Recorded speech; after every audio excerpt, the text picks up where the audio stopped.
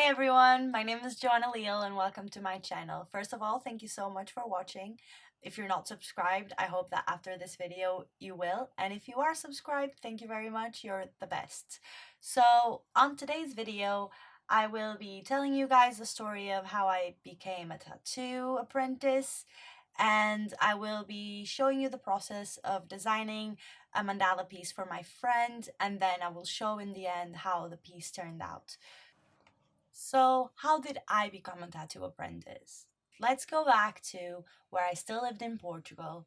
I was unemployed for a whole year playing World of Warcraft, trying to run away from my career that I didn't like. So, before I was unemployed, I was a chef. And at first, I loved it. I love feeding people, and I love the idea that food makes people feel so good sometimes, and I loved it. But to be honest, that's a story for another video, why I ended up hating it.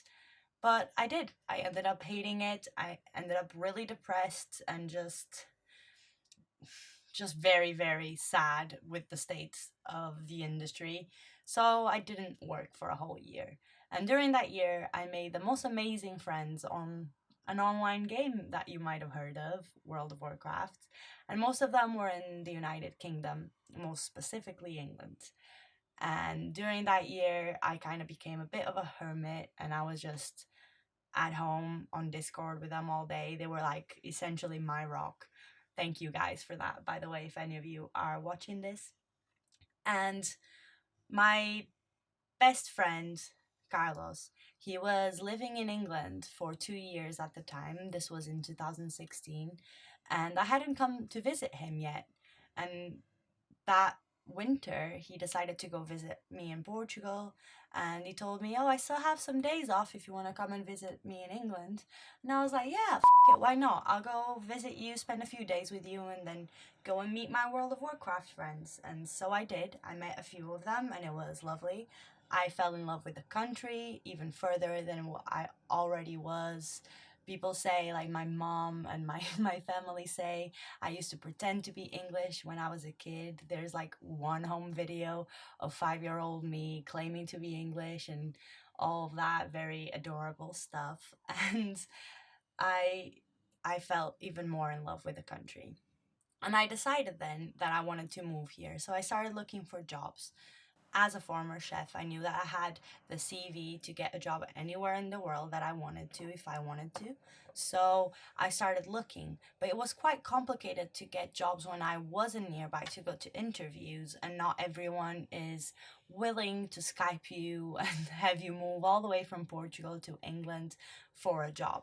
So I was struggling quite a bit, and one night on Discord, my friend's internet friend happened to come online, and he was a chef. So we got to talking, and I flat out asked him for a job, and I begged him, like, please see if you can get me something. I don't care if it's pot wash or anything. Please just help me find a job because I'm struggling. And he did. He told me that if I wanted, I could start after the New Year's Eve, and I didn't think twice. I started to look into accommodation, but this person that up till now was a stranger was kind enough to offer me a place to stay at his place. And thank you if you're watching this, by the way. That was very kind, and I'm eternally grateful to you.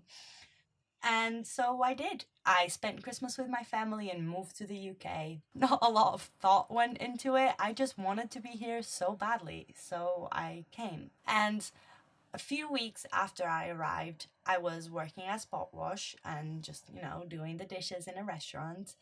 And turns out they didn't really need me for that many shifts. So I was just thinking, like, what can I do instead? What would be a good career to do and start my new life here?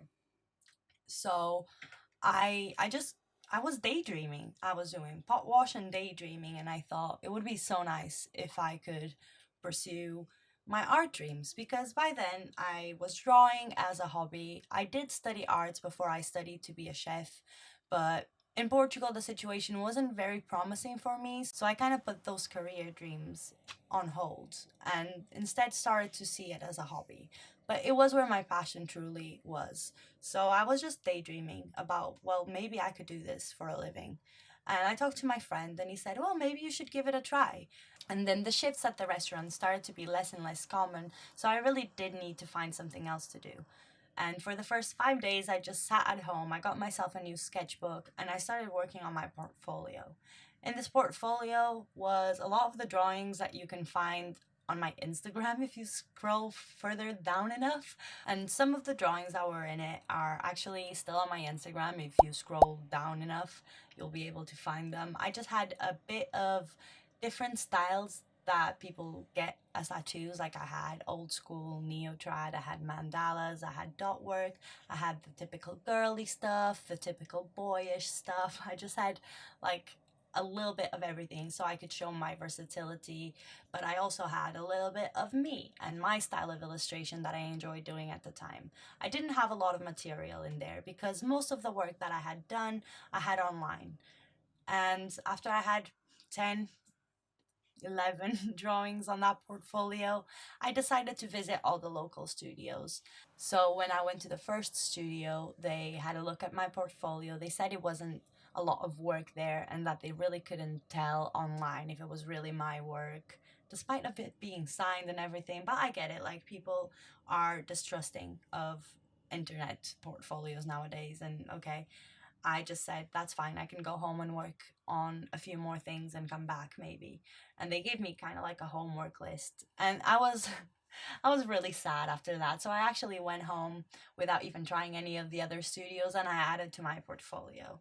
And then when I felt like I was ready, I just felt like this anxiety over returning to the first studio. I didn't really feel like that would be the place for me. So instead, I tried the other two studios in town.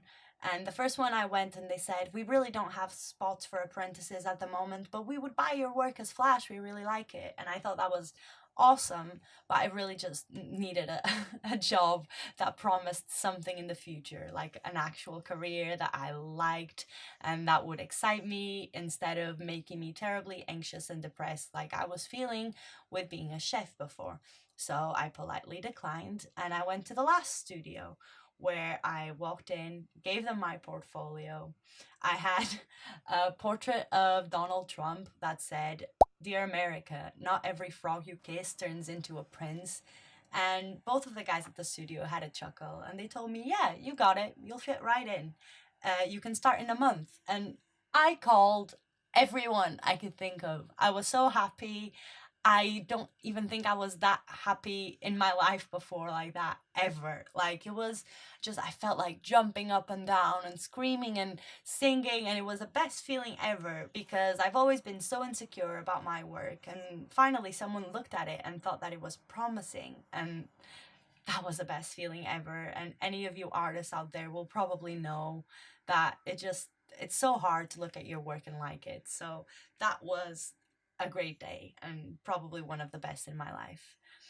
I had to keep other jobs during the time that I was an apprentice, and it's been 3 years now and I did sometimes three jobs at the time. I was cooking, I was waitressing, I was cleaning hotel rooms, and I was tattooing and learning how to tattoo, drawing every day, just making sure my craft really was evolving and not being stale and just, comfortable. And I think where I am right now, I still don't feel like my apprentice period has ended, even though I'm no longer considered an apprentice by my mentors. But it's that feeling that you're still learning and you still have a lot to learn. And I don't think if as an artist I'll ever get over that feeling, to be quite honest with you guys.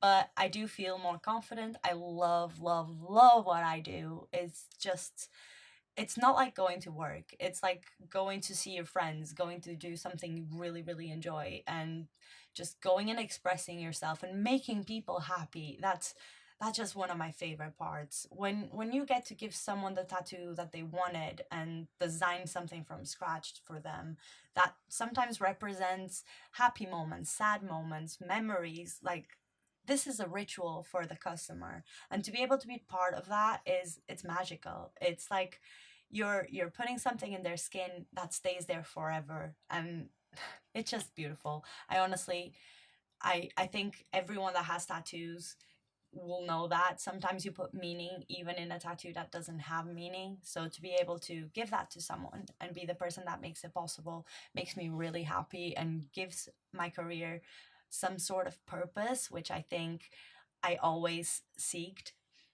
And with this, I just want to tell you guys, if you have a dream that seems absolutely like it's never going to happen, still try it, because I didn't think for a second I would get the apprenticeship. I was just, I gotta try it. I came all the way to England. I'm not going to be pot wash forever. Like, this isn't why I came all this way. This isn't why I left my comfortable home behind. I just felt like I had to do something for myself, even though I didn't really believe I was going to get it. So I do recommend to anyone who has a dream, do it, try it, even if it makes you uncomfortable at first, and even if you're afraid of rejection.